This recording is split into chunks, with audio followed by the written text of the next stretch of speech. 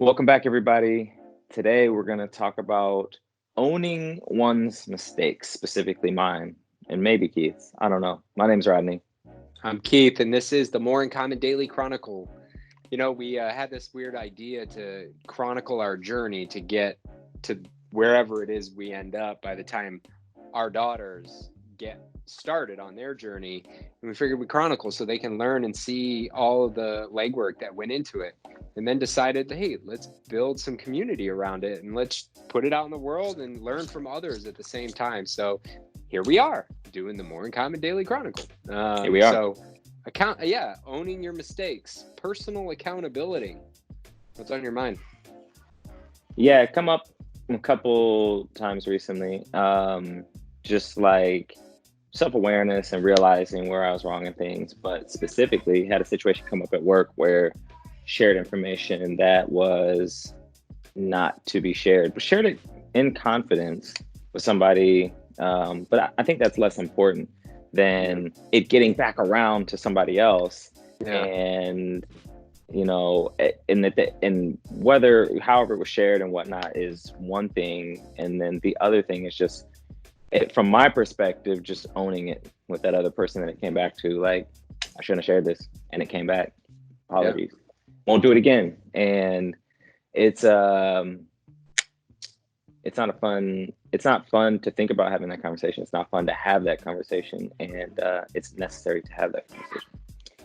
Yeah, I think that necessary component of it. You know, I feel in that same situation, I contributed to sharing in a different way that same information based on, you know, the fact that I thought, you know, I took my own assessment of the circumstance and I shared it in a certain way.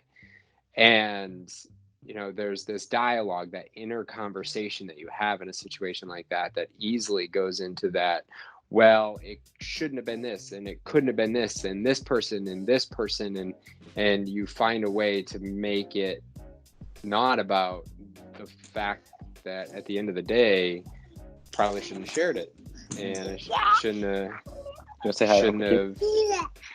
Hi, Ruby. Shouldn't have created that situation for myself, because I can't control all of those other factors. So, and you know, when it comes to the corporate space and it comes to the jobs when you're accountable to other people,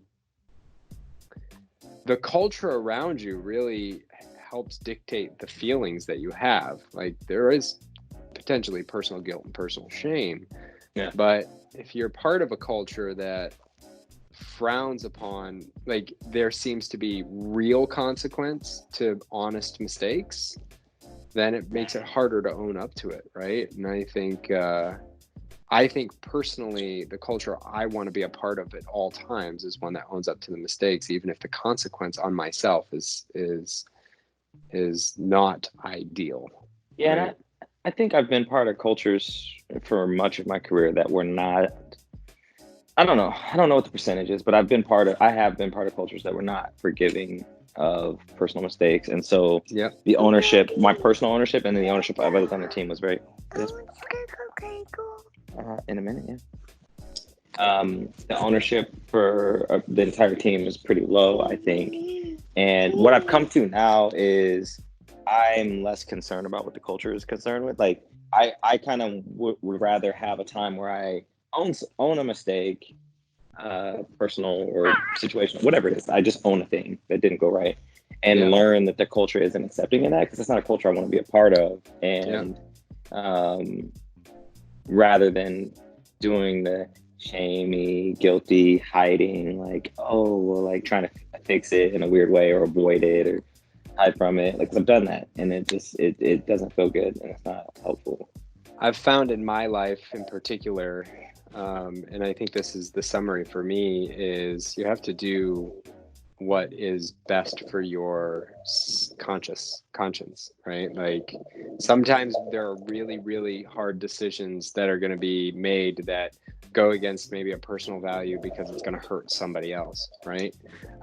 So balancing that in really difficult situations, but in situations like this, I remember less about the cultures that I've been a part of that would frown upon it, and more about the times I didn't own it. And because that's what I can control, and that's what I can do, and that's how I want to, and as we build our culture and company, it's going to be important that people feel that space. So Yeah, I think that's the key thing for me. right? The key thing for me is just I like all I can do is control my actions, and then how I own the results, good, bad, indifferent, and even the results that I didn't necessarily make the action, I like just own it anyway. Like, all right, if I'm a leader here, then I own it, and that's right. I will work to make it better, or I won't, and then I'll, things will happen as they should.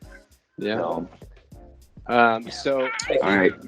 It comes down to how do you feel about owning up to your mistakes, especially at work, but in any circumstance? And I mean, what's your take on it? What's your take? So would love to. It's a nuanced conversation, and there's a lot of ways it can go. So I love hearing some perspective on it. So that's it. Boop.